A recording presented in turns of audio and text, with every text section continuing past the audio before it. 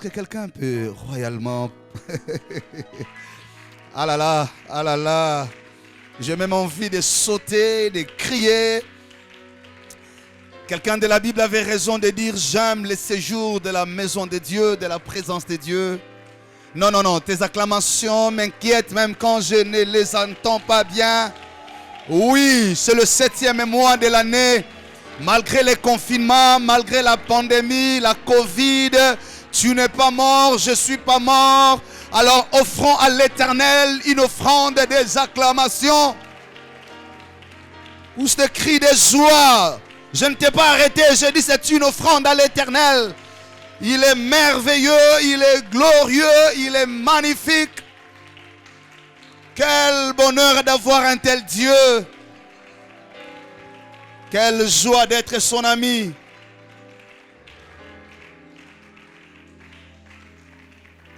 Gloire au Seigneur. Nous voulons prendre rapidement nos Bibles. C'est un jour dimanche de grâce, dimanche de paix. Nous voulons dire à ceux qui nous suivent, à partir de leur maison, peu à peu, le confinement est en train de réduire sa vitesse. On est en train d'assouplir peu à peu certaines mesures et nous espérons dans les semaines qui viennent, nous allons retrouver notre communion fraternelle, notre chaleur dans la présence de Dieu. Elle nous a beaucoup manqué, cette chaleur, de tels moments quand nous chantons avec des sœurs, des frères qui chantent avec esprit. Je pense que si nous sommes nombreux comme d'habitude, la gloire sera notre partage. Quelque chose de nouveau va commencer dans ta vie. Quelque chose de nouveau. Actes des Apôtres, le chapitre 16. Je vais rapidement lire avec toi le verset 16. Je commence la lecture à partir de là. Actes chapitre 16, le verset 16. Je lirai cette lecture.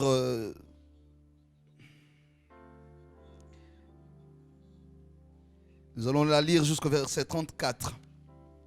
Alors que nous nous rendions au lieu des prières, toujours les lieux de prière, très important pour les lieux de prière, une jeune esclave qui avait un esprit de divination est venue à notre rencontre.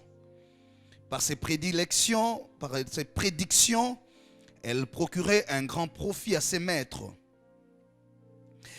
Elle s'est mise à nous suivre, Paul et nous, en criant, je cite, « Ces hommes sont les serviteurs du Dieu très haut et ils nous annoncent le chemin du salut. » Elle a fait, point de citation, cela pendant plusieurs jours. Paul, agacé, s'est retourné et a dit à l'esprit, citation, « Je t'ordonne au nom de Jésus-Christ de sortir d'elle. » Point de citation, il est sorti au même moment. Le verset 19, quand les maîtres de la servante ont vu disparaître l'espoir de leur gain, ils se sont emparés de Paul et Silas et les ont entraînés sur la place publique devant les magistrats. Ils les ont présentés aux juges en disant, citation, « Ces hommes sèment le trouble dans notre ville. Ce sont les Juifs et ils annoncent des coutumes qu'il ne nous est pas permis d'accepter ni de suivre à nous qui sommes Romains. » Fin de citation. La foule s'est donc soulevée contre eux et les juges ont fait arracher leurs vêtements et ordonné qu'on les batte à coups de fouet. Après les avoir roués des coups, ils les ont jetés en prison en recommandant aux gardiens de la prison de les surveiller de près. Face à une telle consigne, les gardiens les ont jetés dans la prison intérieure et a emprisonné leurs pieds et dans les entraves. Le verset 25. Vers le milieu de la nuit, c'est là que j'aime Dieu au milieu de nous. Emmanuel est là, même quand tu es dans ta prison. Paul et Silas priaient, chantaient. La chose a commencé par la prière et la prière les a accompagnés pendant les épreuves et la prière a fini l'événement. Prier, chanter les louanges de Dieu, les prisonniers les écoutaient. Tout à coup, il y eut un tremblement, quelque chose de nouveau commencera. Des terres si violentes, c'est que la prison n'avait jamais connu. Que les fondements de la prison ont été ébranlés. Toutes les portes sont immédiatement ouvertes et les liens de tous les prisonniers ont été détachés. Ta libération, ta gloire, ta visitation affectera la famille affectera les voisins, affectera même ceux qui ont cru à ta vision. Lorsque le gardien de la prison s'est réveillé et a vu les portes de la prison ouvertes, il a tiré son épée, prêt à se tuer car il croyait que le prisonnier s'était enfui. Mais Paul a crié d'une voix forte, « Ne te fais pas de mal, car nous sommes tous ici. » Écoutez, le verset 29, alors les gardiens a demandé de la lumière et est entré précipitamment et s'est jeté tout tremblant aux pieds de Paul et de Silas. Il les a fait sortir et dit, « Seigneur, que faut-il que je fasse pour être sauvé ?» Ah ben, il a compris que ces gens qu'il a mis en prison n'étaient pas des hommes ordinaires. Finalement, ils comprendront que tu n'es pas un homme ou une femme ordinaire. Tu es porteur d'alliance et messager du salut. Tu es scellé par une alliance irréductible. Paul et Silas, le verset 31, ont répondu, citation, « Crois au Seigneur Jésus et tu seras sauvé toi et ta famille. » Fin des citations. Ils lui ont annoncé la parole du Seigneur ainsi qu'à tous ceux qui étaient dans la maison. À cette heure-là de la nuit, les gardiens les ont amenés pour laver leurs plaies. Il a immédiatement été baptisé, lui et tous les siens. Après les avoir conduits chez lui, il leur a servi à manger. Il s'est réjouissé avec toute sa famille d'avoir cru en Dieu. Parole du Seigneur. Nous rendons grâce à Dieu et shalom encore une fois, vous qui nous suivez. Je m'efforcerai de ne pas être trop long. Nous avons un culte spécial, je vous informe, vous qui nous suivez. Nous aurons la scène du jour, la Sainte Seine.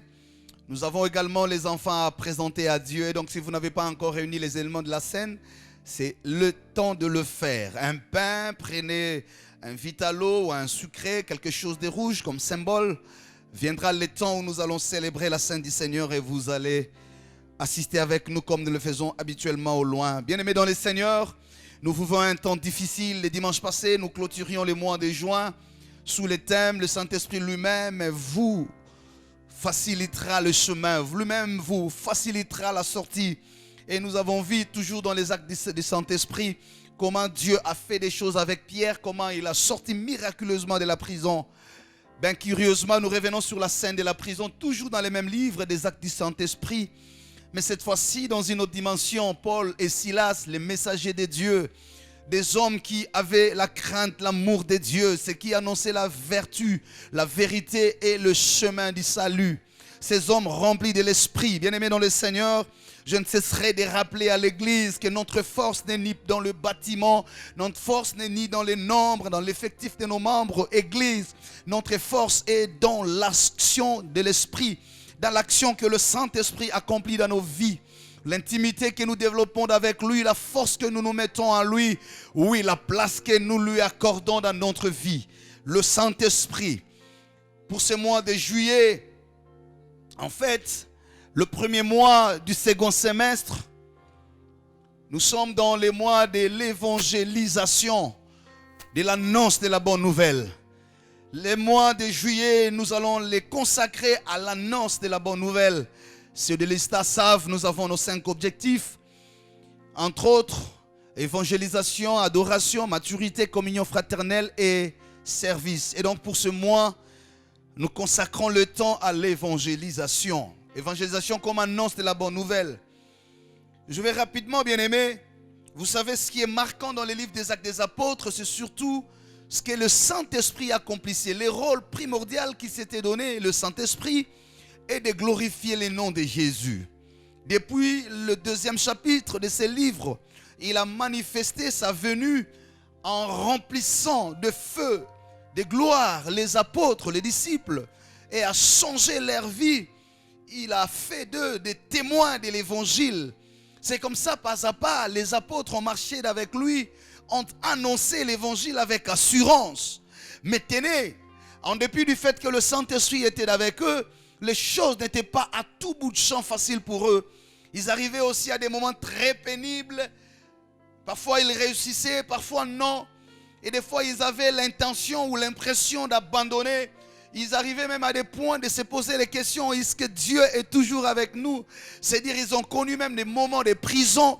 Ils ont connu des moments de lapidation. Je m'en vais à l'exemple d'Étienne au chapitre 7. Certains en sont morts. pendant même que l'Esprit était à l'œuvre. Bien-aimé dans le Seigneur, peut-être que tu es dans cette situation où tu te poses des questions. Qu'est-ce qui m'arrive? Je prie, je paye ma dîme, je cherche Dieu, je le crains. Mais pourquoi de temps en temps nous vivons des temps difficiles? J'aimerais attirer votre attention, peuple de Dieu, serviteur de l'Éternel, servante de Dieu. Nous vivons un temps qui nous pousse à consacrer d'énormes sacrifices. Et parfois nous réussirons et parfois non. Mais ne vous effrayez pas si pour une expérience quelconque, vous rencontrez des oppositions, des difficultés. Cela ne signifie pas que Dieu vous aura abandonné. Il est là, il sera là avec vous. Nous vivons un temps qui nous poussera parfois à aller au-delà de nos compétences habituelles. Nous vivons un temps qui parfois nous exigera d'aller à des sacrifices plus élevés que ce que nous faisons d'habitude. Le degré de ton sacrifice est fonction du niveau de ton épreuve. Je voudrais dire encore à quelqu'un, le degré de ton sacrifice est fonction de la dimension de ton combat. Il y a des moments où il te faut beaucoup plus d'attention qu'avant. Parce que le combat devient de plus en plus fort. Et c'est ce qui se passe ici. Ils se rendent à Lydie. Ils se rendent à Philippe, pardon, voulais-je dire. Dans une contrée où Dieu n'était pas élevé, mais il devrait élever le nom de Dieu. Ils étaient dans un environnement où des esprits occultes opéraient, mais eux devaient élever le nom de Dieu. Ils étaient dans un environnement où certains maîtres se faisaient de l'argent, de gain, en utilisant les esprits mauvais au travers de certaines personnes. Mais eux devaient faire le contraire des choses. Bien-aimé, j'aimerais te dire en guise d'introduction de mon message, ne laisse pas que les exigences du temps modifient la nature de ta mission. Je le répète. Ne permets pas que l'exigence du temps modifie la nature de ta mission. Et j'en fais le premier point de mon message. Je le répète encore. Ne laisse pas, ne permets pas que l'exigence du temps modifie la nature de ta mission. Il t'arrivera des moments d'être confronté entre ce que Dieu te demande de faire et ce que le monde t'oppose. Il t'arrivera des fois que tes capacités soient inférieures à la taille du défi. Il t'arrivera de te sentir incapable d'affronter un combat qui s'avère plus fort que toi. Et je le dis encore une fois, ne permets pas que l'exigence du temps modifie la nature de ta mission. Ce que Dieu te confie à accomplir avec lui s'accomplira. Eh bien certainement. Mais cela sera aussi confronté à des difficultés, à des réalités. Dieu, lorsqu'il met ses convictions dans ton cœur, lorsque Dieu dépose sa pensée en toi, peu importe ceux qui sont d'accord ou pas d'accord avec toi, Dieu ne modifie pas l'accomplissement de ses promesses en fonction des intentions et des appréciations des hommes. Tu peux être apprécié ou non. Quand c'est Dieu qui t'accompagne, avance encore. Est-ce que je peux avancer avec l'évangile de Jésus? Tu peux faire des choix impopulaires. Ne pensez pas que Dieu est toujours dans la majorité. Non, non. Ne dites jamais que la voix du peuple, c'est la voix de Dieu. Dieu peut passer contrairement à la voix de tout un peuple. Je ne le dis pas pour que les politiciens disent, même quand le peuple parle, ce n'est pas Dieu. Il ne faut pas transformer mon message. Je dis seulement qu'il faut comprendre et discerner la voix et la volonté de Dieu. Quand c'est Dieu qui te convainc à faire un choix, ça peut être un fiancé qui n'a rien, qui ressemble à rien, un avenir flou. Mais si c'est Dieu qui t'ouvre les yeux, j'aime bien ce passage de la Bible, Nombre chapitre 22, 23. J'aime quand Balaam parle, il dit, voici l'homme à qui l'Éternel a révélé les desseins. C'est lui dont l'œil s'ouvre quand il se prosterne. Waouh! Bien-aimés dans le Seigneur, il faut marcher avec l'œil de l'esprit. Vous commettrez moins d'erreurs. Avec l'œil d'esprit, vous ne vous battrez pas là où vous n'êtes pas invité. Il faut marcher avec l'œil de l'esprit. Vous comprendrez la lecture du temps. Vous n'envierez pas. Vous ne tomberez pas sous le coup de la jalousie. Vous serez confiants que Dieu vous confie à faire. Non, non, je dis à quelqu'un, l'esprit me dit d'insister. Ne permets pas que l'exigence du temps modifie la nature de ta mission. Ce n'est ni ton mariage qui doit modifier ton apostolat. Ce n'est ni ton travail qui doit modifier ta vocation. Ce n'est ni tes intérêts qui doivent modifier ton appel. Ce n'est ni ce qu'on te propose aujourd'hui. Ceux qui te connaissent aujourd'hui ne te connaissent que parce que Dieu t'a fait connaître. Si Dieu ne t'avait pas placé là, ils ne t'auront pas connu. C'est Marie qui te prend en mariage, c'est parce que Dieu a permis que tu passes sur son chemin. C'est parce que Dieu t'a gardé en vie. C'est parce que Dieu t'a gardé. Si Dieu ne t'avait pas gardé, il ne t'aurait pas rencontré. Et donc, il ne t'aime pas plus que Dieu. Cette femme-là, qui t'aime bien, oui. Mais si elle est amoureuse de toi, c'est parce que Dieu t'a créé tel que tu es. C'est parce que tu es ce que tu es. Si tu ne l'étais pas, elle ne serait pas amoureuse. Et donc elle ne t'aime pas plus que Dieu. Rien, l'apôtre Paul a dit, remplacera l'amour de Dieu dans ma vie. Je ne demande plus le preuve de l'amour de Dieu dans ma vie. J'en ai tout vécu. Même s'il ne fait pas ce qu'il a promis, ce qu'il a déjà fait suffit pour que je dise Dieu est fidèle. Je n'attends pas Dieu compléter autre chose pour me convaincre sur ce qu'il est. Paul dit, si je réalise seulement qu'il a amené son fils à la croix pour moi, pécheur d'autrefois, persécuteur, je ne le connaissais pas, je persécutais l'église. Mais grâce à l'œuvre du salut de la croix, il m'est apparu à moi aussi un faible rejeton. Il m'a rendu utile. Oh là là. Alors qu'est-ce qui est encore un gain pour moi? Sinon, annoncer l'évangile avec assurance. Ne te compromets pas, ne te prostitue pas. Ce n'est pas la pauvreté qui doit modifier la nature de ta vocation. Dors affamé. Quand tu insultes célibataire, quand tu insultes stérile, reste là. Que l'exigence du temps ne modifie pas la nature de ta mission. Certains prêcheront parce que Dieu leur a donné des enfants. D'autres prêcheront parce qu'ils resteront sans enfants, mais fidèles à Dieu. Tout complète l'évangile. Les uns prêcheront par le témoignage parce que Dieu les aura élevés. D'autres prêcheront par la loyauté, la fidélité en étant dans l'humiliation, mais accrochés à Dieu. Même ta situation est une partie de l'évangile. Même ta honte contribue à l'évangile. Parce que par ta honte, les hommes découvrent ta fidélité à Dieu. Dieu ne permet rien pour rien. Dieu ne permet rien pour rien. Quand c'est la prison, il sait pourquoi il t'y amène.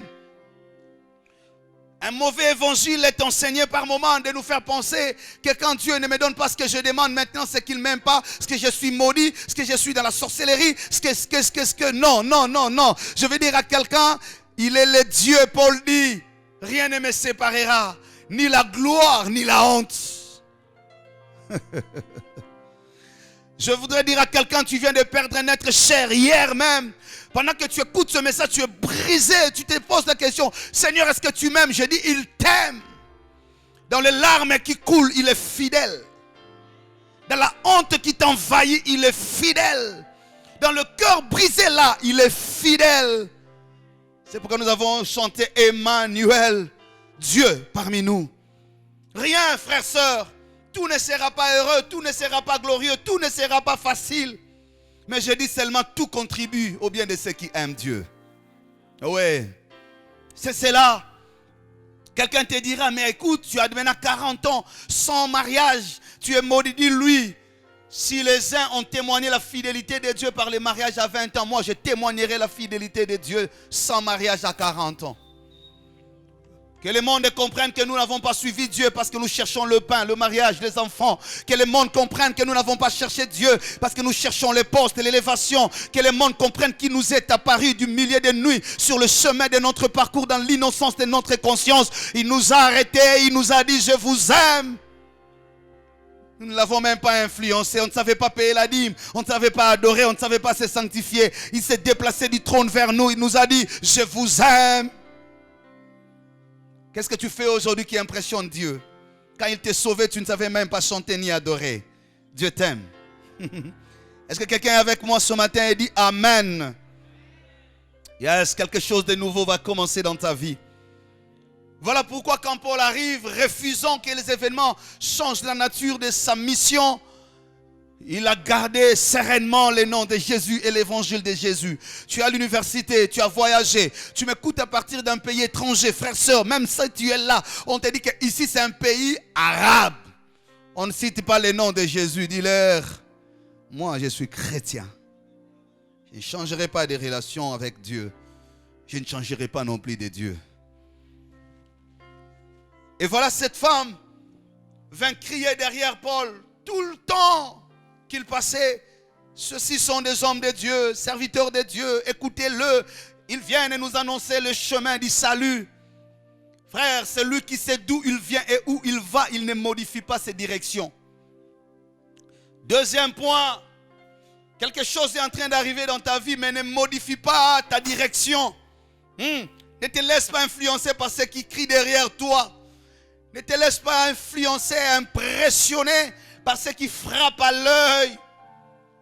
Tu sais d'où tu viens, non? Et tu dois savoir où tu vas. Frère, nous pouvons passer sur le même chemin, mais nous n'allons pas à la même destination. Ce qui compte dans la vie, ce n'est pas la longueur du chemin, mais c'est la précision de la destination. Je peux avoir marché pendant longtemps. Ce qui impressionne, ce qui importe, c'est la destination. Né d'une même mère, d'un même père, mais vous n'avez pas la même destination. Même faculté, vous avez fréquenté, même église, vous n'avez pas la même direction. Ne confonds pas de destination, ne confonds pas de direction. Ils seront là en train de crier derrière toi. Homme de Dieu, serviteur de Dieu, servante de Dieu, belle femme, yaya, chef, yémei, tout ce que vous voulez. Mais derrière les dos, ils montent des complots contre vous. Derrière les dos, ils disent, derrière les dos, ils attendent seulement votre chute pour changer de camp. Je pleure parfois pour les politiciens. Parfois je les regarde, je dis, je suis malheureux de voir que certains ne sont aimés que parce qu'ils sont capables de donner le travail. Trop de flatteurs vous entourent avec des surnoms, des qualificatifs qui ne servent à rien. En réalité, avant de vous chanter, ils ont chanté pour les autres. Et après vous, ils chanteront encore pour les autres. C'est ça leur manière de vivre. Des chantres éternels. Les amoureux de la mangeoire. Et quand ils sont avec vous, ils vous chantent. Ils vous poussent parfois à des erreurs. Ils vous disent, allez-y, allez-y. Tu as des gens derrière toi. En réalité, tu n'as personne. Même ceux-là qui te disent, ils ne sont pas avec toi.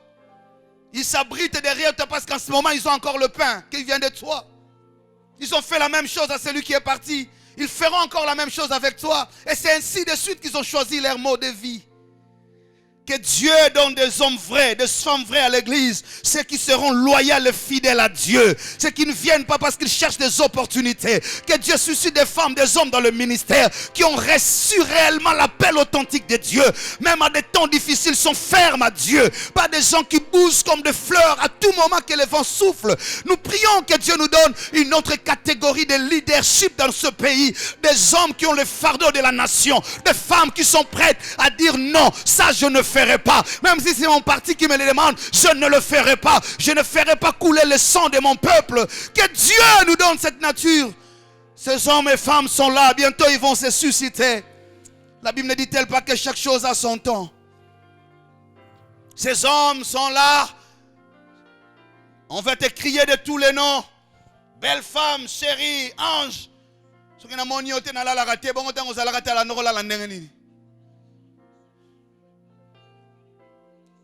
Ne sois pas influencé par ce genre de paroles.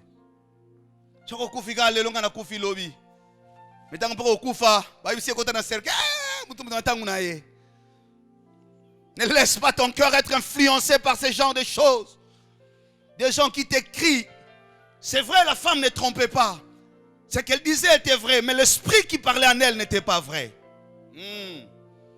Ce qu'ils disent de toi est vrai, mais l'esprit qui les anime n'est pas vrai. Dieu, donne-nous des hommes vrais. Donne-nous des femmes vraies.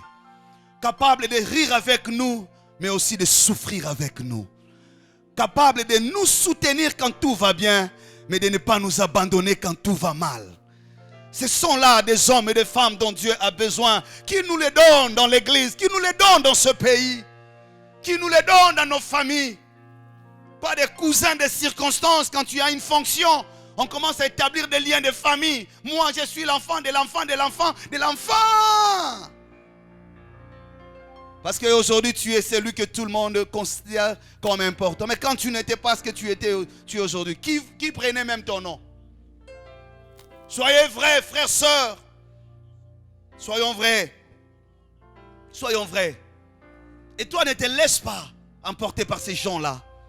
Quelqu'un te veut en mariage, qu'il t'accepte tel que tu es. Oh, na sepelaka na yo, mais soki mamulai lokola matondo. Te ngana matondo te ngana ngalula. Na sepelaka na mingi, mais soki mwa muke. Te. Soka sepeli no sepela no ndenge ozali. Hein? Ndenge ozali. Pas de flatterie. Pas de flatterie. Ça n'aide jamais. Et Paul dit, sachant que l'esprit qui était en elle n'était pas vrai, la Bible dit, il a chassé cette femme. Et l'esprit là qui est là n'est pas vrai. Va-t'en, loin de moi.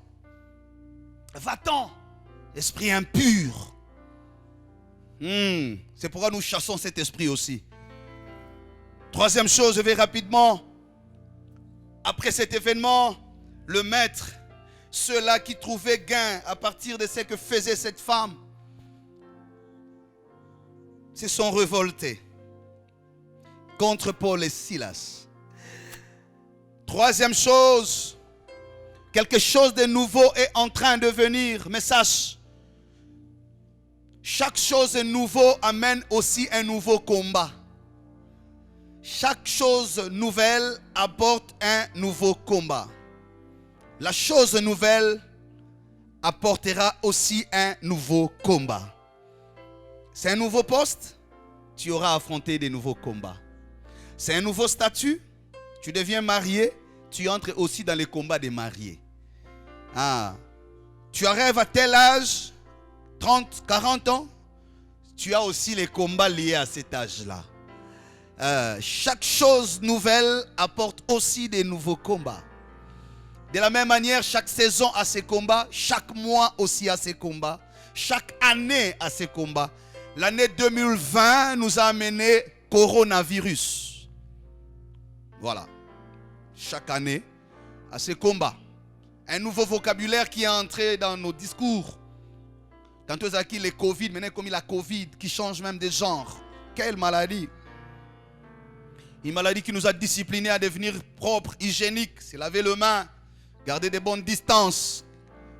Donc dans Corona, il n'y a pas que des mauvaises choses. Et chaque chose nouvelle apporte aussi un nouveau combat.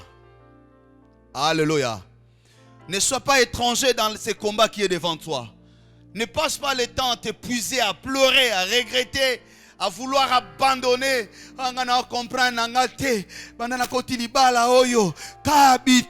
Mais justement, quelque chose de nouvelle. La chose nouvelle. Chaque chose nouvelle apporte un nouveau combat. Nous comprenons. Mais oui, justement, c'est comme ça. Paul commence à atteindre ce niveau, chasse l'esprit, mais ça n'a pas suffi pour qu'il acclame. Pendant qu'il était en train de dire, en même temps, ça a tiré les combats.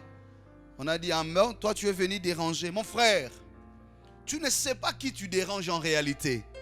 Paul ne voyait que cette fille ou cette femme, mais ne savait pas que derrière lui, il y avait toute une grande armée. Tu ne sais pas que celui que tu menaces a derrière lui toute une grande armée. Tu ne sais pas combien de gens sont menacés parce que tu es debout avec Jésus. Tu peux minimiser, tu peux l'ignorer, mais eux savent ce que tu représentes. Alléluia. Et Paul se retrouve en prison. Et il n'a pas planifié. Ils n'avaient même pas de provisions. Paul et Silas, surpris par les coups des événements, sous les coups des événements. Et donc il doit entrer en prison. Je m'adresse à celui qui est surpris. Surpris par un événement bousculant qui a bousculé sa vie. Une nouvelle qui vient de briser ton cœur. La semaine dernière, il y a un examen que tu as passé. Le résultat, pendant que tu m'écoutes, te bouleverse jusque-là. Tu ne sais même pas te ressaisir. On vient de t'annoncer par ton médecin un résultat bouleversant. Je ne sais pas ce que tu as appris. Et tu es enfin dans une prison. Tu es privé de liberté de rire, liberté de croire, liberté d'espérer. Tu es dans une prison. Tu ne sais plus croire si les choses iront au mieux ou non. Que faire pendant que tu es dans cette prison? Je suis au 4e point. 3e, 4e. 3e point. 4e point. La chose nouvelle peut déjà arriver, mais sans se manifester. La chose nouvelle peut déjà arriver dans ta vie, mais sans se manifester. La chose nouvelle peut déjà être là, mais sans se manifester. Cela veut dire, il y a toujours une manière d'actionner la chose nouvelle. Il y a une manière de les mettre en œuvre. La chose nouvelle dans ta vie peut être la dispensation de la grâce. La chose nouvelle peut être l'accomplissement de la promesse de Dieu. Cette promesse est déjà accomplie parce que tu es dans les temps que Dieu a fixés. Mais tu ne les vois pas encore parce qu'il n'est pas encore activé. Et je vais dire à quelqu'un, le 4e point, la chose nouvelle peut déjà être là, mais pas encore manifestée. Entre parenthèses, active-la. Active la chose nouvelle. Il faut l'activer. C'est qu'en fait, tu cherches n'est pas loin de toi. C'est en toi, mais il faut l'activer. C'est que Dieu a promis commencer. Il a déjà commencé cette année. Écoute-moi. Tu sais, pendant cette année où les gens pleurent, les gens sont dans les confinements, c'est pendant cette année que certains se marient, c'est pendant cette année que certains ont des enfants, c'est pendant cette année que certains ont des grandes affaires, ont des opportunités. Ah oui. Cette même année-là fait pleurer les uns, mais pas tout le monde. La chose nouvelle est déjà là. Je parle à l'église du Seigneur, l'église du Congo. C'est le moment, c'est que Dieu a promis. Le temps annoncé est déjà fixé. Les gens pensaient que le salut allait commencer à la manifestation visible de Jésus. Le temps du salut a commencé depuis le jour où Gabriel a dit à Marie, tu as trouvé grâce aux yeux de Dieu. Tu seras enceinte. Et l'enfant qui sera né de toi sera grand. Depuis que l'ange Gabriel a actionné les temps, les entrailles de Marie ont été secouées. L'ombre du Saint-Esprit l'a couverte. La couverte, disais-je, et en ces moments-là, le centrail était déjà visité. Le salut avait déjà commencé, mais il fallait attendre l'activation. Première activation, c'est la naissance. Deuxième activation, c'est la présentation au temple. Troisième activation, c'est le baptême.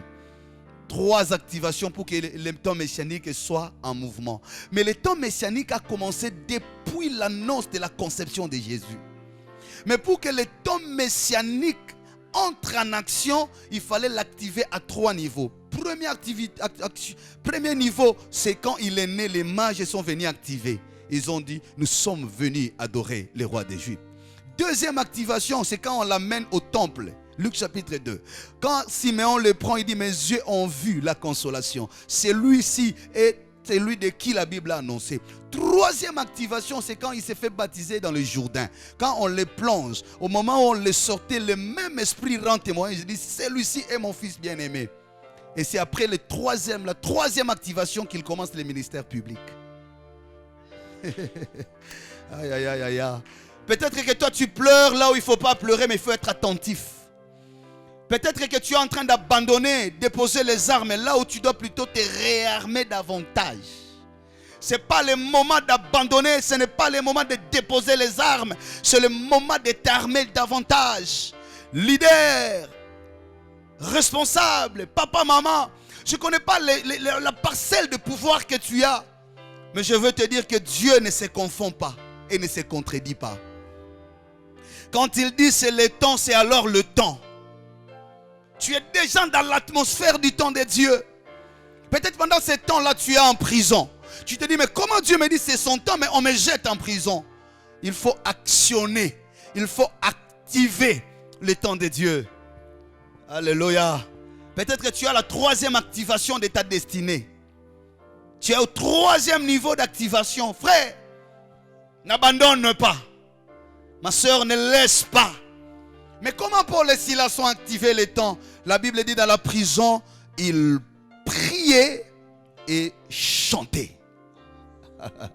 C'est pourquoi je disais, entre parenthèses, prie. Mais rajoute avec moi, chante aussi. C'est au moment où tu sens que tu es en train de finir. Ce moment où tu sens que tu es en train de t'écrouler. C'est ces moments-là que les choses commencent. J'ai toujours dit, c'est dans la vieillesse de Sarah que Dieu a caché le secret d'Isaac. C'est dans la vieillesse. Quand Sarah commençait à dire, je m'en vais mourir. Même les prophéties ne les touchaient plus. Elle disait, ah, vous aussi. À cet âge-ci, aurais-je encore? Pourrais-je encore? Parce que dans son calendrier, le temps était dépassé. Or, elle a oublié qu'elle avait affaire à un Dieu qui entre par la porte de sortie et qui sort par la porte d'entrée. Quand toi tu crois que c'est la sortie de ta vie, c'est alors que Dieu veut entrer pour te visiter. Quand toi tu dis je veux à la retraite, oh, c'est alors que Dieu veut te réactiver pour te lancer comme une nouvelle flèche. Je parle à quelqu'un qui est déjà à la retraite, qui a été remercié dans son entreprise, qui aujourd'hui où je parle, c'est dit et répète, pour moi je n'attends que la mort. Je le prophétise au nom de Jésus, n'attends pas ta mort, attends quelque chose de nouveau, que Dieu est en train de vouloir accomplir. La Bible dit, ne vous souvenez plus des événements passés. Voyez la nouvelle chose que Dieu est au point d'accomplir, sur le point d'arriver. Tu es sur le point d'arriver. Tu n'arriveras pas avant d'avoir vu ce que Dieu a promis. C'est pourquoi Simeon a dit, je ne mourrai pas sans avoir vu la consolation promise par Dieu. Au point d'arriver, on y arrive avec le point d'accomplissement. Dieu est au point d'accomplir quelque chose au point d'arriver. Il est au point d'accomplir quelque chose au point d'arriver. Là où le monde te dit tu arrêteras là. Non, dis-leur non. Il y a quelque chose de nouveau que Dieu veut accomplir au point d'arriver. Avant que l'on t'enterre, avant qu'on ne te mette en terre, avant qu'on te mette dans un cercueil. Oui, avant le point d'arriver, Dieu fera quelque chose au point d'arriver. Avant le point d'arriver, je vais dire à quelqu'un, avant que l'humiliation arrête et finisse sa course dans ta vie, Dieu fera quelque chose. Cette génération ne passera pas avant de voir la lumière arriver au Congo. Cette génération ne passera pas avant de voir la main de Dieu s'élever sur cette nation. Peu importe ce que les hommes organisent comme de plans, je dis à quelqu'un, tu ne mourras pas, tu vivras.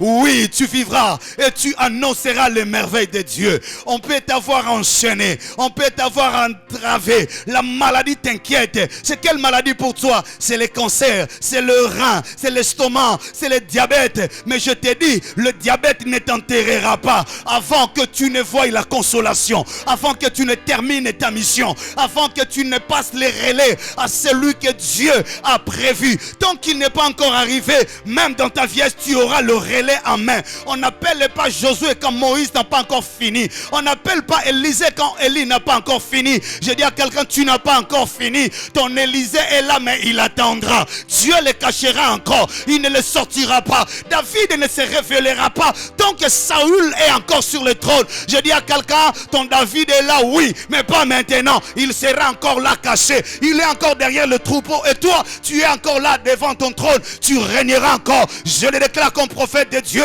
Tu ne mourras pas, tu vivras.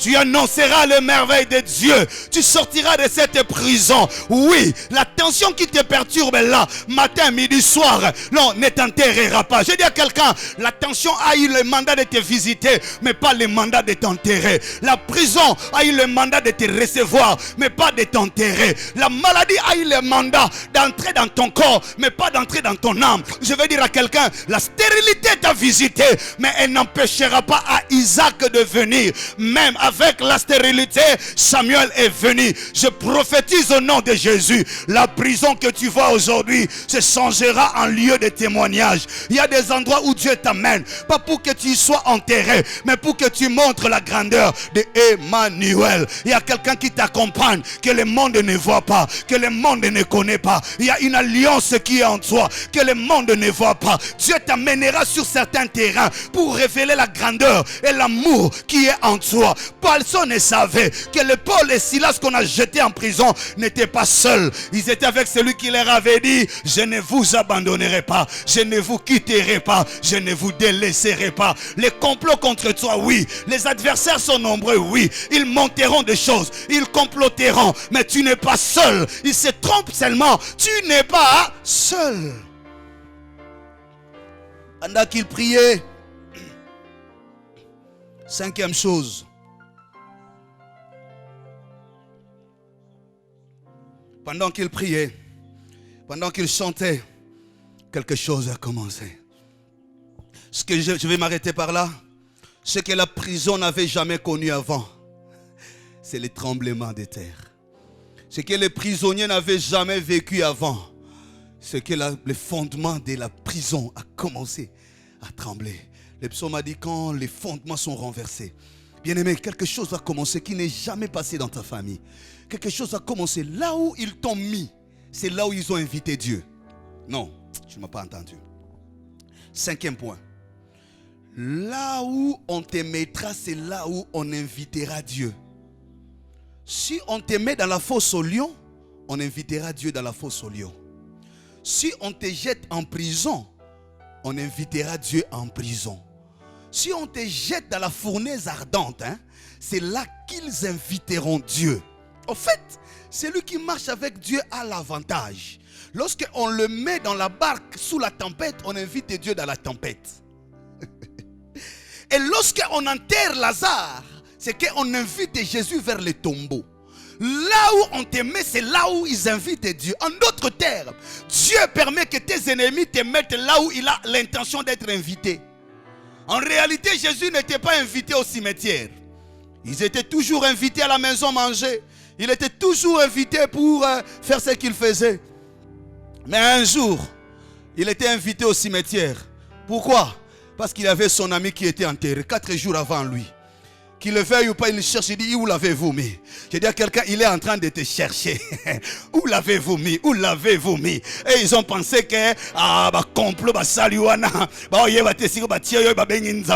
en fait, ton épreuve est une invitation de Dieu. Ton humiliation est une invitation de Dieu. À chaque fois que le monde se complote contre toi pour chercher ta mort, en réalité, ils invitent Dieu. Et à chaque fois que Dieu permet à tes ennemis de te jeter en prison, c'est qu'il a l'intention de visiter la prison. Et là. Jésus avait besoin que l'évangile entre en prison. Il avait besoin que les gardiens se convertissent. Et il avait besoin que les prisonniers aussi se convertissent. Tu es à Makala pendant que tu écoutes ce message. Si tu auras la grâce de l'écouter, dis-toi: là où on m'a amené, c'est là où on a invité Dieu.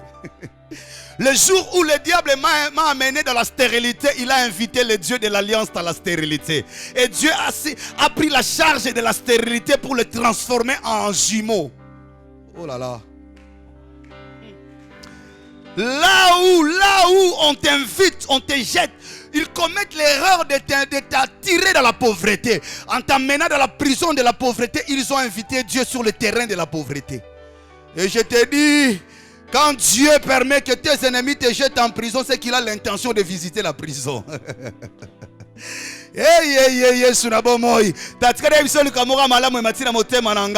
Surprise nzambe batami na sima basoni na yo.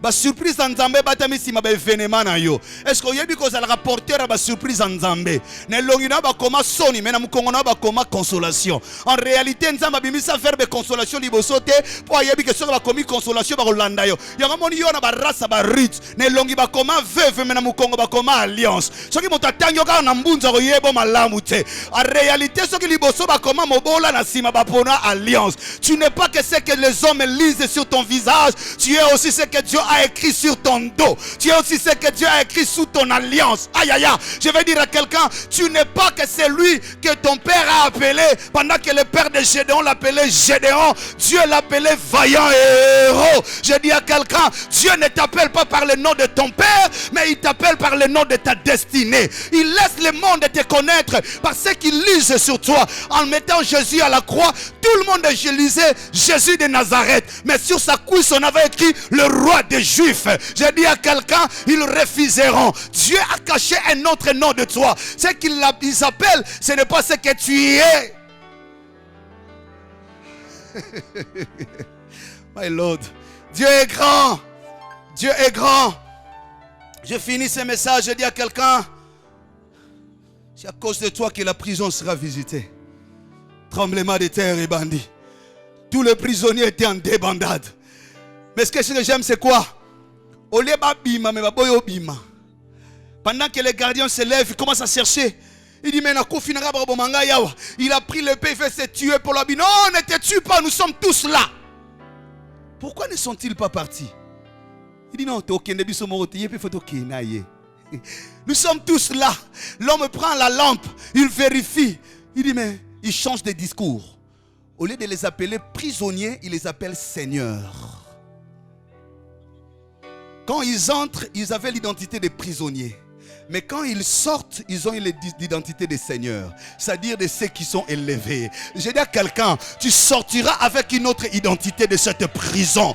Quand tu es entré là, on t'appelle des noms. On t'humilie avec un nom. On te qualifie de plusieurs noms. Mais quand tu sortiras, ton témoignage imposera un nom. La Bible dit, on t'appellera d'un nom nouveau. D'un nom nouveau. Des fois, c'est Dieu qui permet ça, qu'on t'humilie, qu'on voit tes limites humaines, qu'on t'appelle parfois, mais toi, chante et prie, accroche-toi à Dieu, crains Dieu, demande pardon à Dieu, accroche-toi à Dieu, laisse-le faire. Il a baptisé celui qui ne devait pas être baptisé. J'ai fini mon message. Que Dieu bénisse quelqu'un. Que Dieu te bénisse. Que Dieu te bénisse. Non, je disais que Dieu te bénisse. Tes acclamations sont insuffisantes. Que Dieu te bénisse. Tu sortiras avec un autre nom de la prison. Tu leur diras, ne te fais pas du mal, tata moi aussi.